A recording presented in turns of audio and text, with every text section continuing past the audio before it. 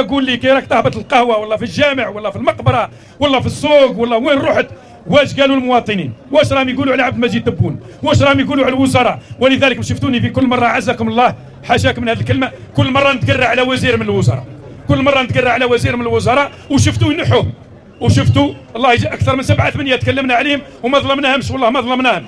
يجوني مواطنين واطارات في هذه الوزارات ويقولوا لي ها وظلمنا في كذا وظلمنا في كذا وظلمنا في كذا.